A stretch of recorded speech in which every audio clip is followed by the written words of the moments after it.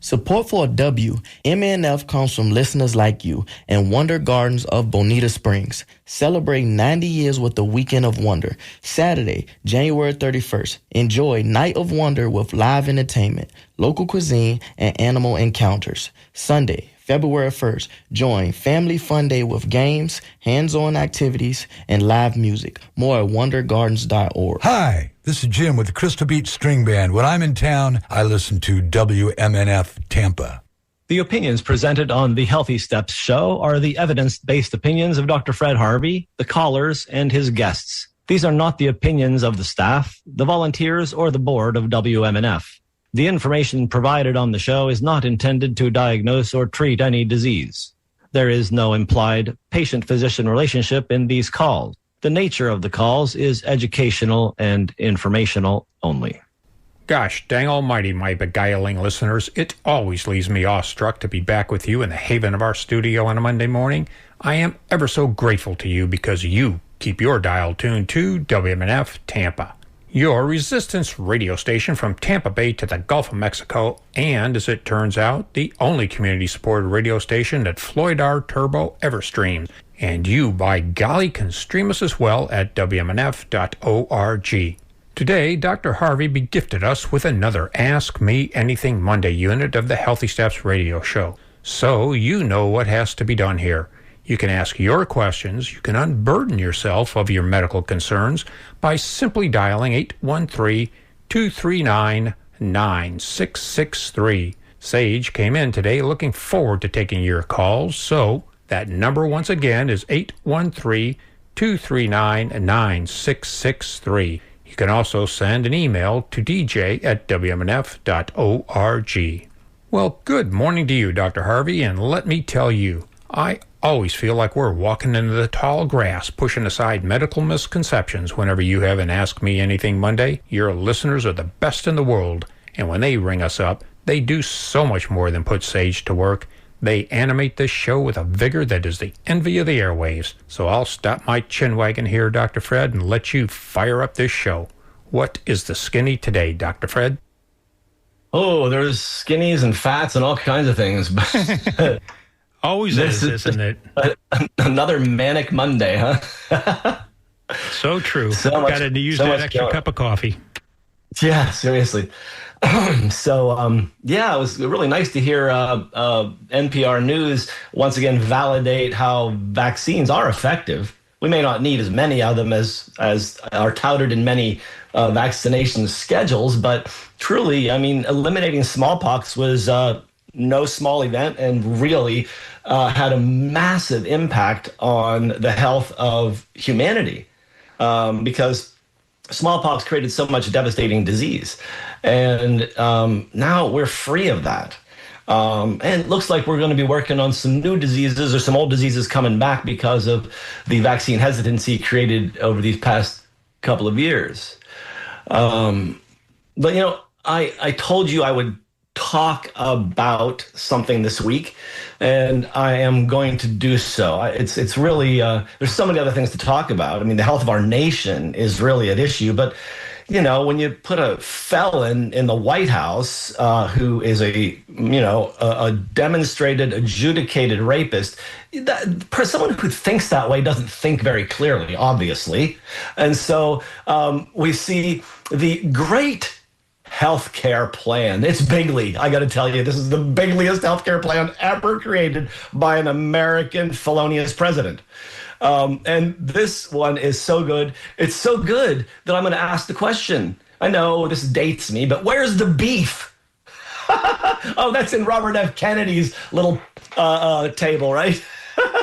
But really, when you look at this thing, has anybody looked at it? You can look it up online, the Great Healthcare Plan. It's right on whitehouse.gov. President Donald J. Fallon authored this. And what it talks about is no plan. There is no plan. So he talks about 4 sections of hyperbole and deceit, but in reality, there's no mention of first world nation plans for universal access healthcare, Medicare for all. And I can't blame Trump for this completely because, the Democrats had the presidency in both houses of Congress in 2010, but they gave us Obamacare, the non-sustainable, unaffordable Healthcare Act that hasn't really done what it's supposed to do and is now being damaged more and more by Republicans. Medicare for all. They had the opportunity. But the Democrats, who are also owned by Wall Street, gave us Obamacare. Oh, well. So the supposed plan has 4 big parts. The first part is called lower drug prices. There's no plan. There's no answers. Just more empty promises, as usual, from the great prevaricator himself. It says nothing. It just says slash prescription drug prices, like as if that's a plan. It's a statement. It might help, ignorant, uneducated people think that he's doing something. But if you actually just pay attention, you notice some other things that are going on that aren't very good. He wants to allow more over-the-counter medication. This is part of lowering drug prices. Yeah. Allow people to treat themselves with a reference to Dr. Google and fiends, and allow shady pharma to actually sell low-quality, cheap drugs for profit. Make medications that people don't need more accessible. Cool. Brilliant. And then the second plank of this non-plan is to lower insurance premiums. Under the first Trump administration and through 2020, healthcare insurance costs increased by about 25%. That's his legacy. Now, they just ended the expanded subsidies, and so marketplace premiums will rise like 114%, according to some estimates. Lower insurance premiums. Okay, good. Oh my, it's such a joke, and it's so sad because people actually believe this mumbo jumbo. And then we have the next plank. Oh, this is the big one. This is they put the gloves on and come into the rink, and they're ready to knock this one right out of the ring. Hold in big insurance companies accountable. They're in bed with the insurance companies. Come on. And why would we want to do this anyway? Why don't we just have Medicare for all? Then we don't have to deal with the insurance companies. Medicare is clear. It's the best plan. And if people want some private insurance to cover things like plastic surgery or something, they can buy some extra insurance. If they want, to pay for private services, they can do that too. But I mean, Medicare for all, universal health access, or illness care access, I should say, is really a premise that the first world has provided to its citizens for years, but not America. Why would we do that? But my experience is that Medicare covers more than most insurance companies without the hassle. It's very clear. Medicare publishes what they do and don't cover. Medicare publishes, or actually covers, most of the esoteric laboratory stuff that I do, but United Healthcare, Aetna, Blue Cross, and all the rest of the profit companies don't. And then one of the other layers of this little plank is that they want the insurance the insurance companies to publish the cost versus overhead, or overhead versus claims payment. So really? It seems so un-Republican to actually track what your thieving companies are doing. Seriously? Why would we do that? Why don't we just get Medicare for all and not worry about it? And then they want them to display claim denial rates. Another joke. It's just like, who cares if they display claim denial rates? Like, you have the ability only once a year to change your plan. And so it's no healthcare plan. This is just mumbo jumbo again. And then the last plank is maximize price transparency.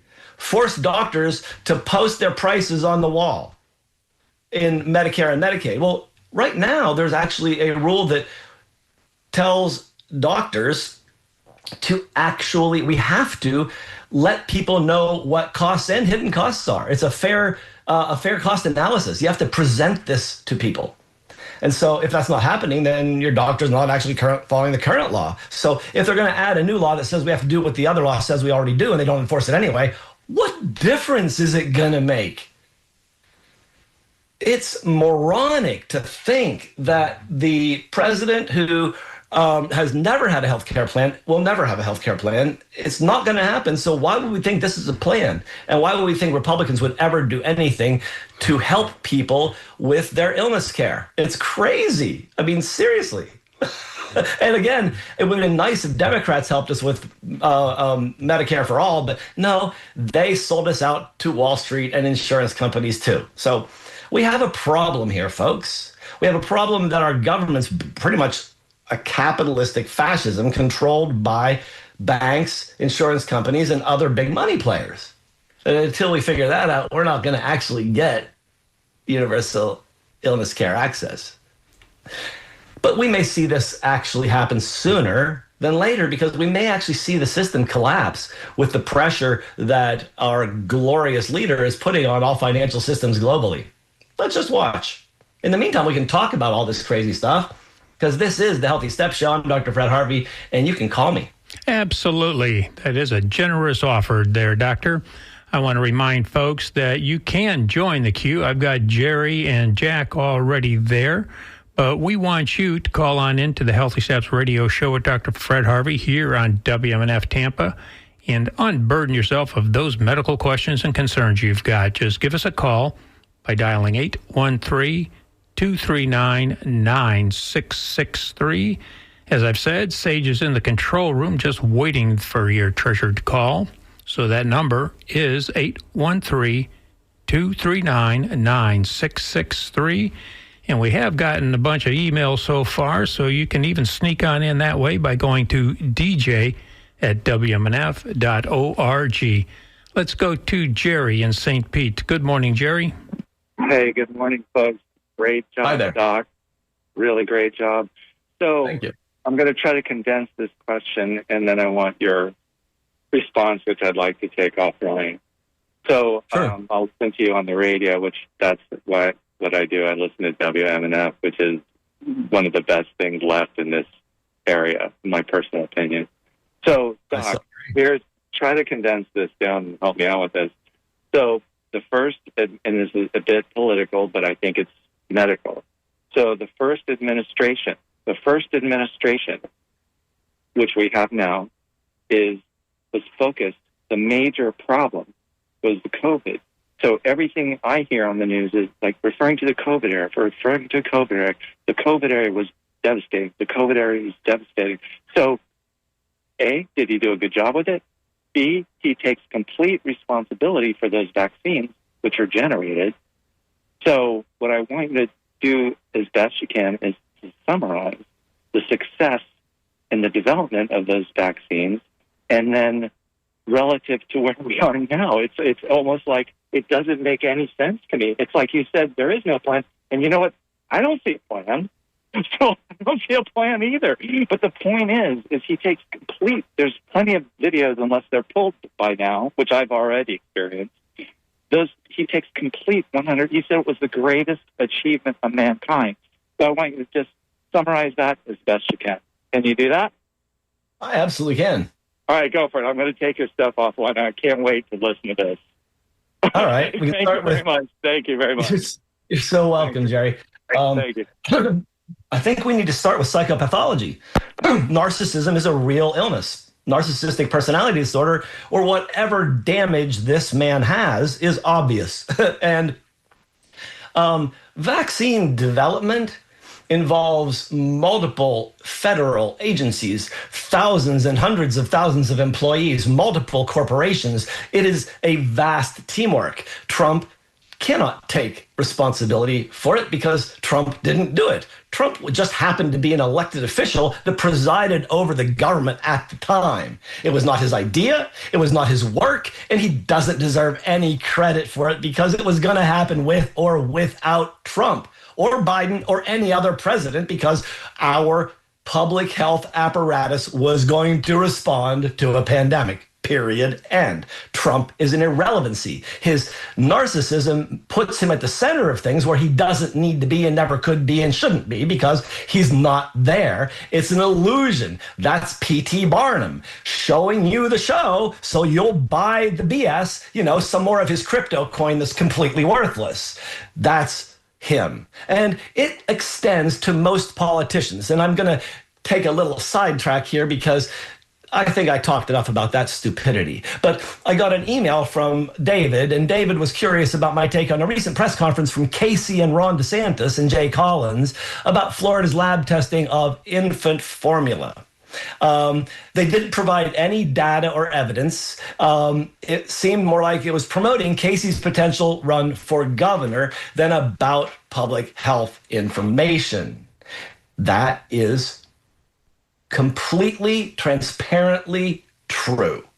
I like the question because it feeds right into this. Politicians get freebies on the world stage. And many times they are completely moronic losers who actually won due to hyperbole and deceit. And I think we're witnessing that here again because we've seen a lot of shady dealings from Casey and Ron in the past couple of years. So yeah, it's all part of, it's just business. You know, I'm in the governor's office so I can use it for my business. This is the current attitude of Americans, it seems, at least in one party, but I think both are doing it. But it seems like really obvious when Trump takes credit for vaccines he didn't produce, and Ron and Casey are going on a fight against infant formula while at the same time they're sending tax dollars to Israel to support genocide? What? Like, seriously, we should really pay attention to some of this weird stuff that's going on. But in any event, thank you, Jerry. The whole thing was annoying. And something else I might mention is that when Trump was on stage, Moderna was everywhere. And then when Biden got on stage, Pfizer was everywhere. What happened to Moderna in the 4 years of Biden? I'm totally confused, except maybe we should see who owns which stock. Next caller. Okay, yes, that would be Jack from Dover. Good morning, Jack. Good morning, Dr. Harvey. Good morning. Yes, sir. Dr. Harvey, I'm not a professional like yourself. My only experience is that I took the life and health exam in order to sell life insurance and health insurance through Experian, and I passed both of the tests. And Excellent. Thank you. During my instruction, we went over mortality charts for insurance companies. And my question to you is, when they eliminated the pre-existing condition so that, you know, people that should possibly go on hospice, end of life, were now being given insurance, and it just possibly is a reason for why insurance costs have gone so high. I was wondering if you could make a comment on that. And then secondly, if the insurance companies do the reverse and decide that inoculations are not necessary because we don't have the same health issues and we don't have the same poor infrastructure leading to poor health, if they were to offer an EpiPen that would allow people to give themselves their own injections for the flu, the mumps, the measles, and consider it an over-the-counter medication not needing to be funded by insurance, would you support something like that? That's an interesting question, and I would need to see much more evidence and discussion about something that interesting. But people do have adverse reactions to injections, and so allowing them to get injections at home could result in some serious consequences. So I wouldn't be rushing to do that. But I wonder who actually talked about the hospice issue. It sounds a little bit like hyperbole to me because there aren't that many people that actually leave hospice to go to insurance, and the cost of that is actually something that we need to talk about. Many people have talked about it. Tolga Wande in what's the name of his book on mortality, Barbara Ehrenreich, Natural Causes. I think we spend a lot of time trying to keep people who are terminal alive. And I think America is one of the most afraid of death countries on the planet. We spend so many zillions of dollars trying to keep people alive in their last 2 weeks of life that we really need to consider our relationship with death, because it happens no matter what we do. at some point in our existence. So I think that's part of the big cost here. Another part of the big cost is that the entire reimbursement system is controlled by specialists. I'm not a member of the AMA anymore because the AMA is controlled by cardiologists, gastroenterologists, and orthopedic surgeons who make the most money in medicine. And so they make sure they get paid the most for their procedures, and people who think like me get paid the least.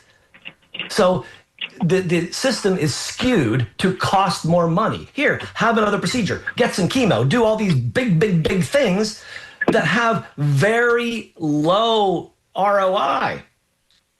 That's what we need to think about. Not rationing, but critical thought on what we actually do, what we actually even offer to clients. Because when you're offering smoke and mirrors of a 1% chance of 2-year survival, but it costs $40 million, does this make sense as an investment? Okay, thank you, Dr. Harvey. And could you post the title of that book on the WMNF webpage so that I can get it at the library? Sure. Thank you for your time, sir. You're welcome. Goodbye. And thank you there, Jack. Let's go to Tom in St. Pete. Good morning, Tom. Good morning. I got a response, a comment, and then a question. Okay.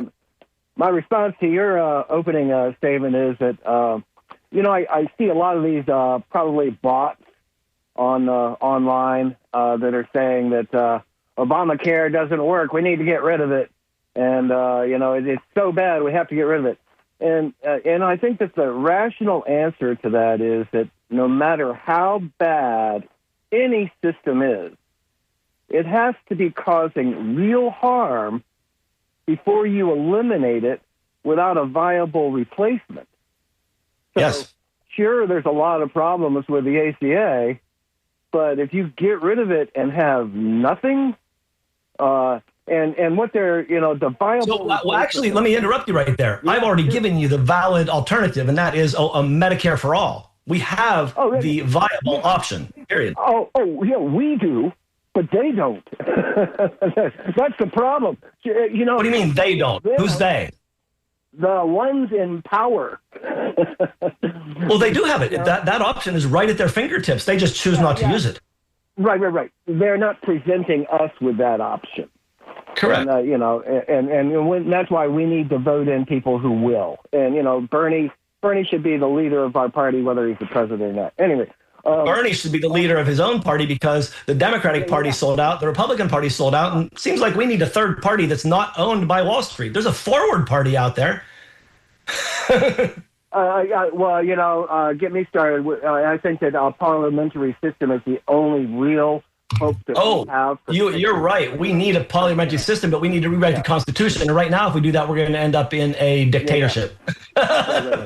Right. So, at any rate, on to my next comment is on I'll tell you what, Doc, I've been playing around making chocolate for a couple of years now, and I do it unsweetened. I put cinnamon in there because I don't really care for sweet that much. Yeah. But I just tried making chocolate with glycine, buddy,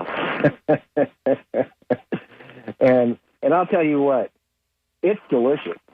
Wonderful. The glycine that doesn't exactly dissolve in the coconut oil, but No, it's water soluble. That's the problem. Right. Yeah. Well, you get these little crystals of sweetness when you're chewing the chocolate, and it's like a burst of a smile in your mouth. You know what I'm saying? I like that description. And then on to my question, and that is, as you know, I've been, searching for almost my entire adult life for, help, and I've always been looking for, things to be more healthy, and I started realizing that the real key to health is not in looking for new things to put in your body, but really to be looking for things that your body is missing or what your body needs. Yes. And deficit is toxicity. Right. And so I started looking at, what do the blue zones have in common? There's two things the blue zones have in common: beans and ferments. Everywhere you go where people live to be over 100 years old on a regular basis, they're all eating beans and they're all eating ferments of some kind. And they all move naturally every day, and they all take time to download the stress at the end of the day, and they don't take their problems to bed, and they drink lots of water, and they eat 80% plant and stop when they're 80% full, all kinds of good things. And they're all doing that. Yeah, and thank you for adding movement and attitude into my intake, because those are things that are absolute. We have to have movement, and we have to have a good attitude, and that includes our social life and everything. So my question to you is, what's missing? And it's a complex question. What is the top things that you think are missing from our diet, that depleted from the soils, less well absorbed by our bodies as we get older, that we should be increasing into our diet? Well, we have digestive, relative insufficiency. We start losing some of our pancreatic enzymes, acids, and things like that. So we want to eat things that are, less stressful. Eat whole foods. Eating processed foods is harder to digest. It doesn't do the same thing for you. But eating lots of plants heals the lining of the gut. If you want to make sure your absorption is better, make sure the lining is good. Like eat cabbage. It has glutamine in it. Take some glutamine supplement if you want to. But as long as you're getting a good amount of protein, somewhere around 0.8 to 1.2 grams per kilogram a day, just to maintain as you get older your hairs, your skin, your bones. These are really important things, but I think the most important that I think I see most people here missing when I test them is omega-3 fats. We don't eat enough fish, and we don't take enough fish oil. Right. That's one. Omega-3. Magnesium. Any minerals? Magnesium's there too, but really, I see more deficit of omega-3 fats than anything else when I do nutritional testing. Excellent. And I love walnuts, eat salmon a lot. I do omega-3. Now, for the person who, doesn't care for fish, what is your recommendation on omega? I think I've heard you mention it before, but let's go over it again, the DHA and the EPA. I'll just say 3,000 milligrams of a good EPA-DHA combination. I usually use 2-to-1 EPA to DHA. So you're looking at 2,000 milligrams of EPA, 1,000 milligrams of DHA in that ballpark on a daily basis to maintain. If you're feeling sick, if you're inflamed, if you have autoimmune disease, you may want to double that for a month and really just saturate your body with good fat to help calm it down. But if you're doing that, you want to make sure the fat doesn't oxidize. So you want to take your fat-soluble antioxidants, vitamin A, vitamin D, vitamin K, vitamin E, so that you don't get rancid fat. And lastly, in conclusion, you've got the plant-based omegas and you got the the fish-based omegas. Do you see any difference in the two? Yes, there is no EPA in the plant-based ones. It's mostly, when it comes from flax, it's alpha-linolenic acid. That has 5 steps to metabolize to your EPA. So people who are sick, people who have enzyme deficiencies, people who have vitamin deficiencies can't make EPA from plant-based, and so fish oil still trumps that. And that is another reason that vegans have a problem. You're right. I have trouble getting vegans healthy when they are ill. And that might be the number one issue with vegans.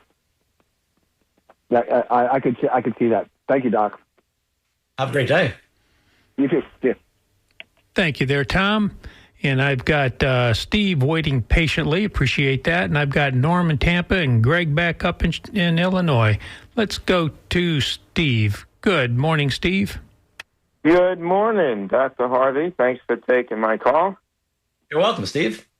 Hey, I'm a 76-year-old male, and I've had high PSA numbers for quite a few years. And about a month ago, on a biopsy, they found some prostate cancer, about 13 strands. They did about 40-odd biopsies. And Wow. what they're yeah, that was a fun recovery.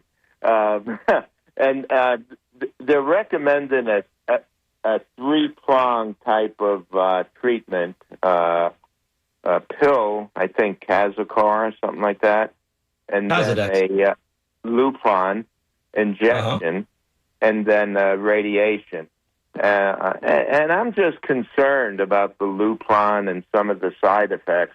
I haven't gone for a second opinion yet. I'm wondering what is your Gleason score, and what is the type of cancer? It's the prostate cancer, mid-level. Right. I don't know the Gleason score, but I know my PSA numbers were up around 18.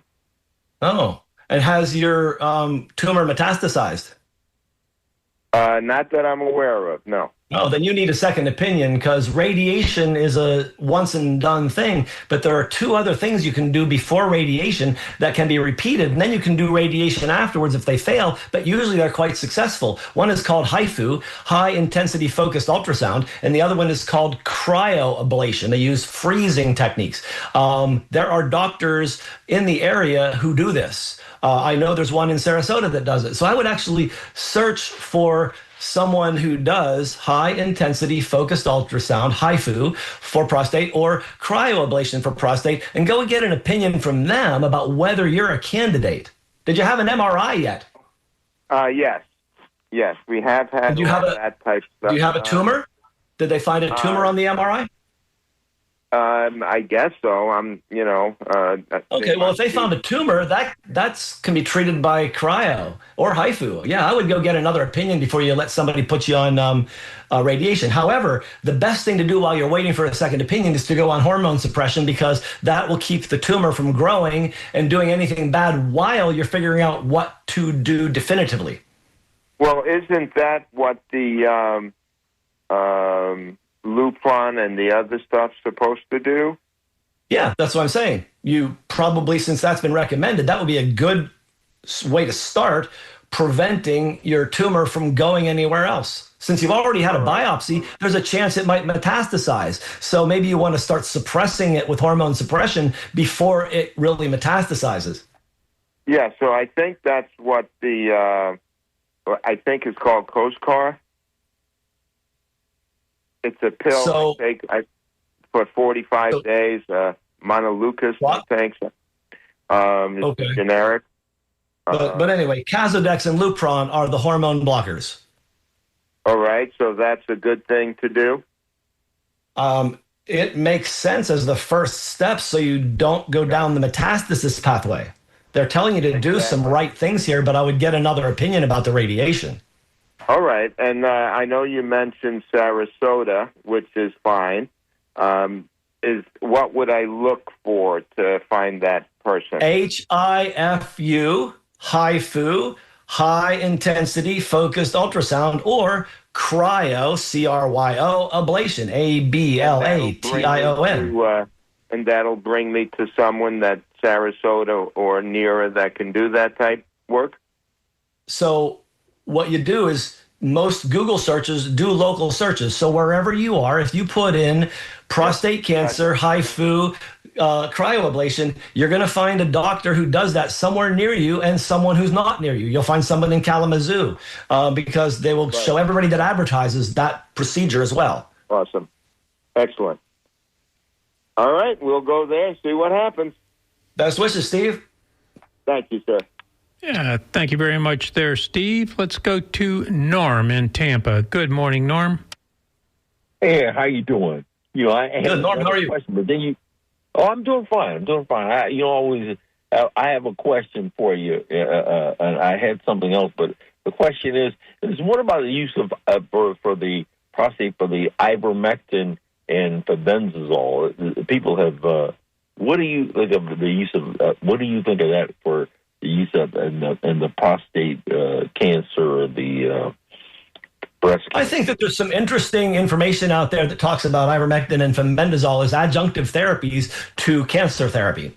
But I have never seen any evidence that ivermectin or fenbendazole would end the prostate cancer. I think that the proven methods are a better way to go than trying things that are more like smoke and mirrors than actual therapy. Okay, and then the other thing is you mentioned HIFU or cryoablation, but then you talked about Lupron.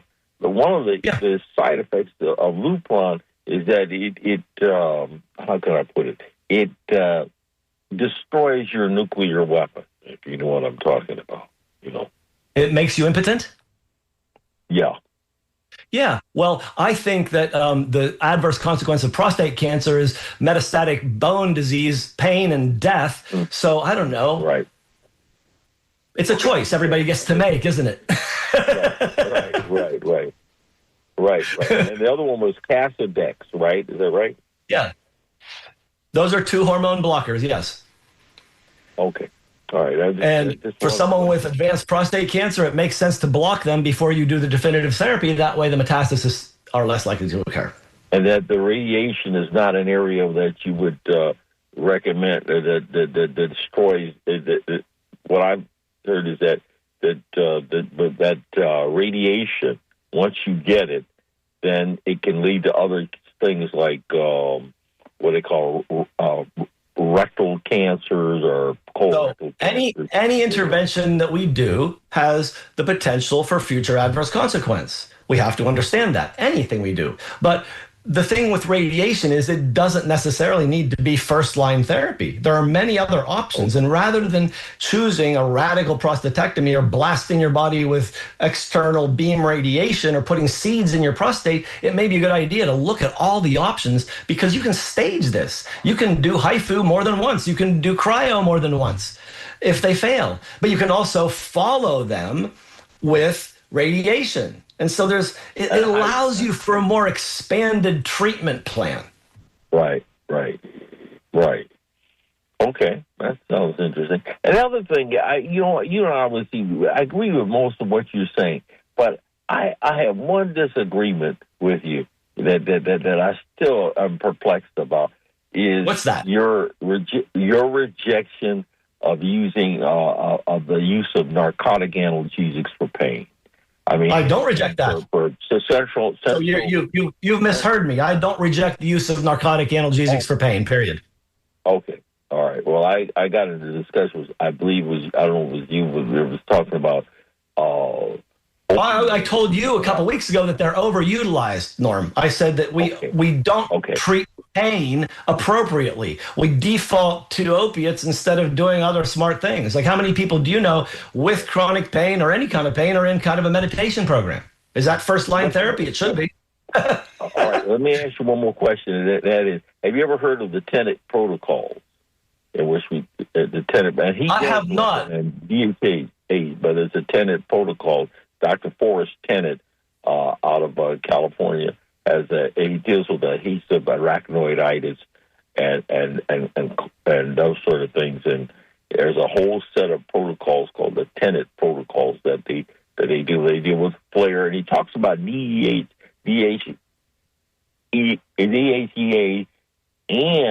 but he also adds in there that in order to take care of the flare of the Tenet's protocol is something to do with communication on local servers.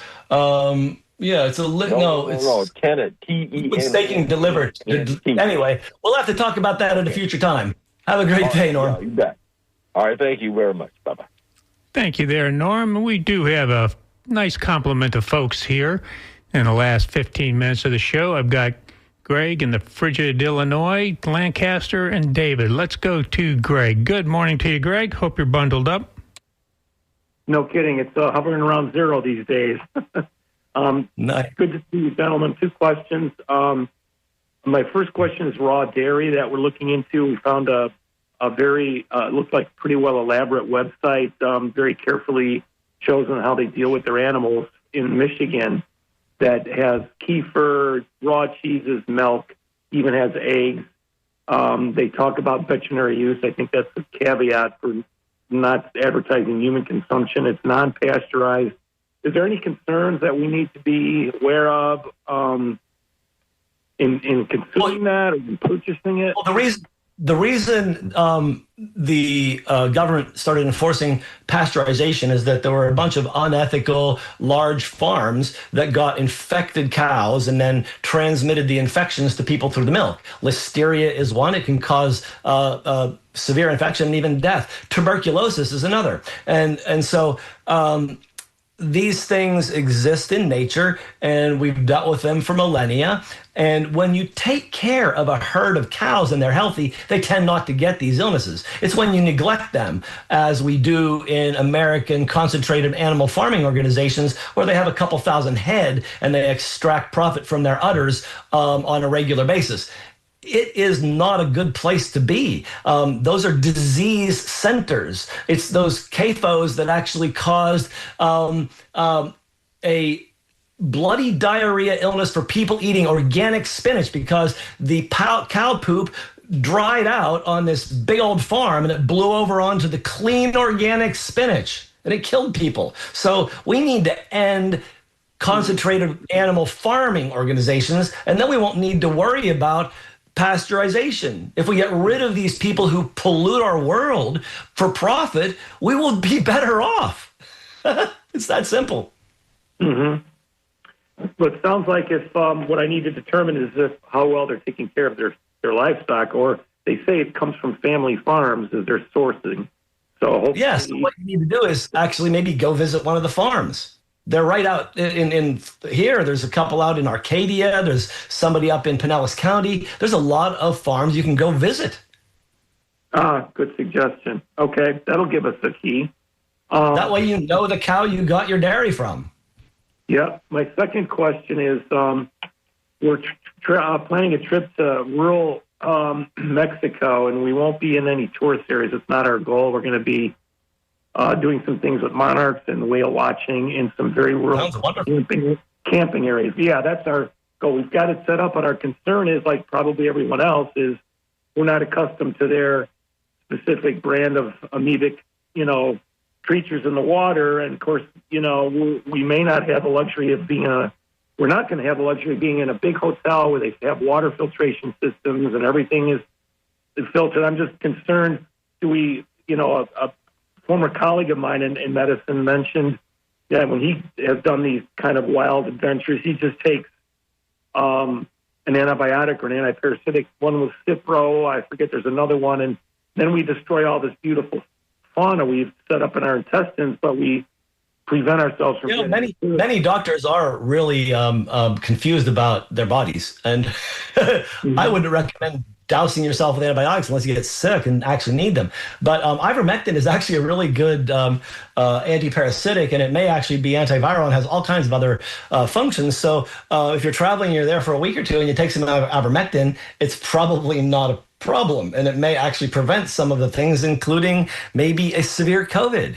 It is anti-inflammatory. We do have evidence as to how ivermectin prevents coronavirus from actually making an infection bad. So we know the mechanisms. It's there. This is not a problem with hyperbole or anything. We know these things work, but I wouldn't take antibiotics. One good thing you can do to make sure your gut's in a better place is to take some IgG with you. There's some really good stuff called IgY, the immune egg, and it is a flock of chickens that's been inoculated with something like 26 different human pathogens, including E. coli, and they then harvest the immune globulin from the eggs and then put it in a capsule. And so you can take that. It's passive immunity. Another passive immunity is eating soft-boiled eggs that are local to the environment, because those chickens already have the immune globulin in there.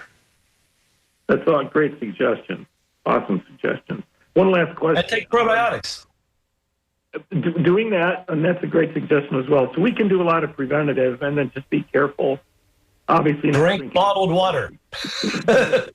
Last question, Doc.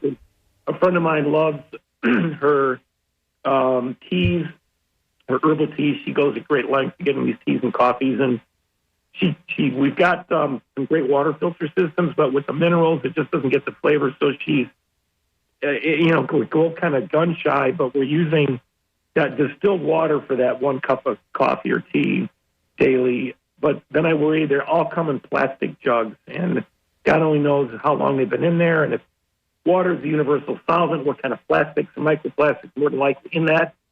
And do you know anything about home distillery? Because that requires the condensation nuclei and how that works. Or have you had any forays into distilled water for a specific limited use?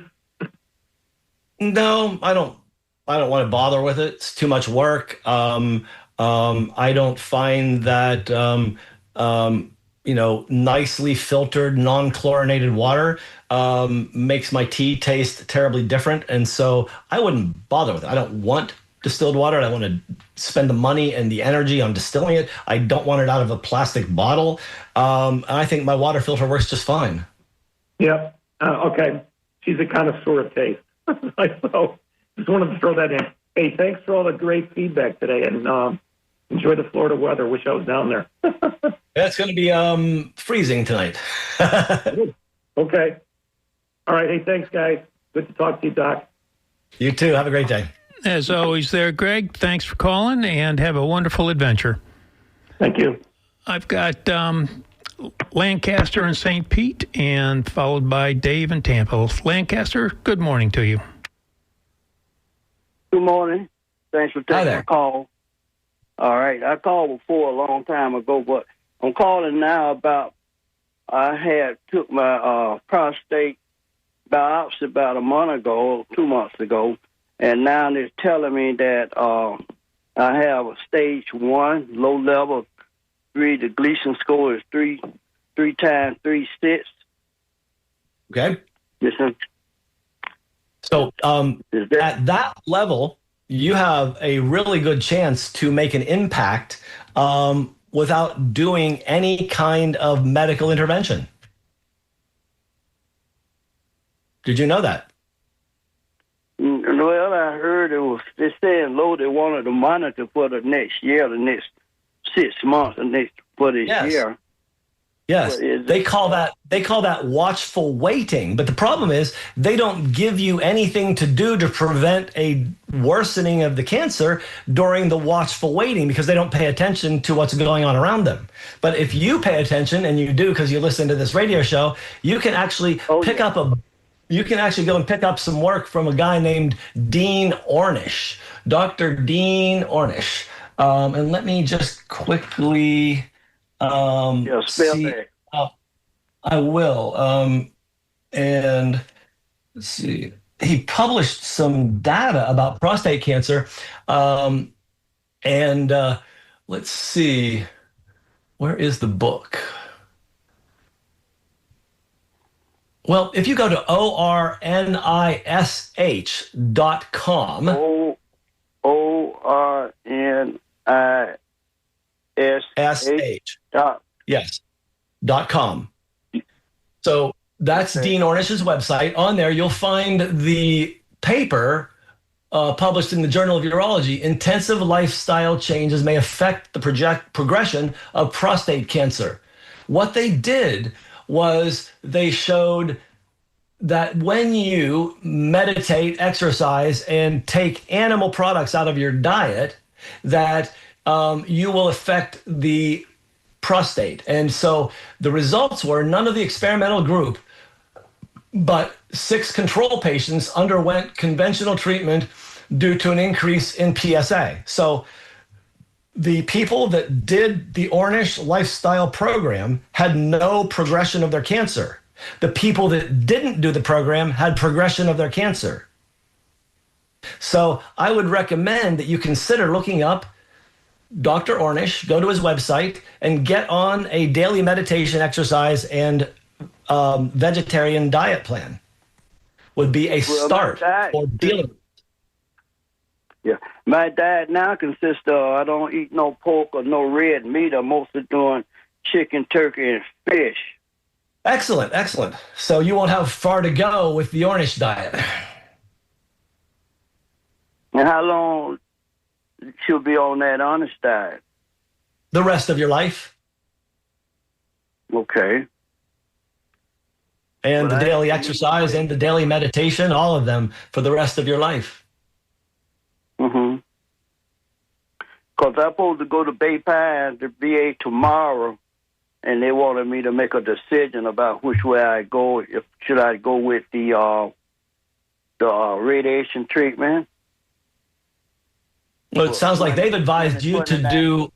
It sounds like they've advised you to do watchful waiting, which involves no intervention. And because yours is a low level, if you stick to this protocol and watch it closely, you may never need to have that intervention. So that's possible that would that number stabilize at 3 times 3 6, or it'll decrease or increase or what? All those things are possible. And so what it means is you need to do watchful waiting and intervene in your life proactively and make changes. You've already done so. You've gotten rid of pork and beef, so you can do more. And I'd recommend you look at Dean Ornish's website and maybe even ask for a second opinion from a urologist that's not part of the system. Oh, okay. All right. Best wishes with that. Get back to us about what you decide you're doing and how it comes out. Will do. Have a great day. Thank you. You're welcome. Bye-bye. I'm going to move on to some emails. I got one here asking about kava and ashwagandha for anxiety. Yes, they do work that way, but there's some basic things you can do to start with. One, put down your phone. Yes, put down your phone. And the third thing, you can put down your phone and stop scrolling. Second thing, take 15 minutes and put on some music on your favorite streaming source that has 432 hertz or 528 hertz playing behind your favorite music. You can put on some Bob Marley, you can put some jazz, you can put on some classics, you can put on some ambient tunes, whatever you want, but play those frequencies with it and you will open your heart and calm down. Another thing to do is stop the caffeine. If you do more than 1 cup of caffeine a day, you may want to reduce that. Magnesium glycinate is a very anxiety-lowering supplement. A couple hundred milligrams of magnesium glycinate at bedtime doesn't harm most people and actually can soothe your nerves. You might even do it during the day. I have found that ashwagandha can be helpful, but walking around the block is probably more effective. 20 minutes of walking is probably more effective. And finally, you ask about kava. I'm not a big fan of kava. It's more like a sedative. And so if you're going to do it, it's like you're taking benzodiazepines, Valium. Same thing for kratom.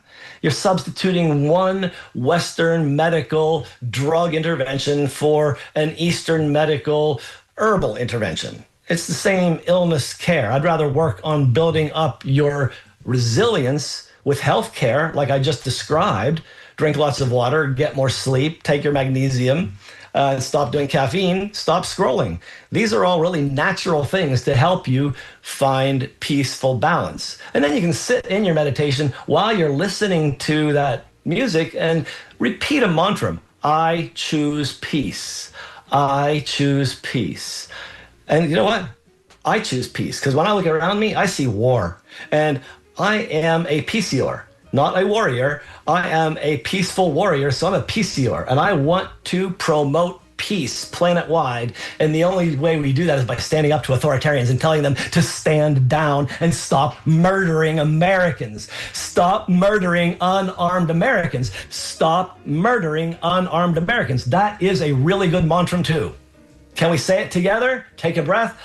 Stop murdering unarmed Americans. It's not pretty. Thanks, Bill, for hosting another show with me. And thank you, Sage, for taking all these phone calls. Thank you, Healthy Steps listeners, because I really enjoy working with you. See you next week. And thank you, Dr. Harvey, for another informative and rewarding Healthy Steps radio show. And thanks to all of our participants, listeners, and supporters. You make this show exemplary. And Sage, thank you for answering the phones today and all that entails. This show would not be possible without your assistance. You have been listening to the Healthy Steps radio show with Dr. Fred Harvey here on WMNF Tampa. Waiting for you like a dear friend is 5 minutes of NPR headline news, and then get ready for the Sustainable Living Show, hosted today by Annie Ellis. So, until next Monday at 10 a.m., thank you for supporting and listening to the Healthy Steps Radio Show with Dr. Fred Harvey here on WMNF Tampa, your community conscious radio station. Stay safe, stay thoughtful, and know that you are loved.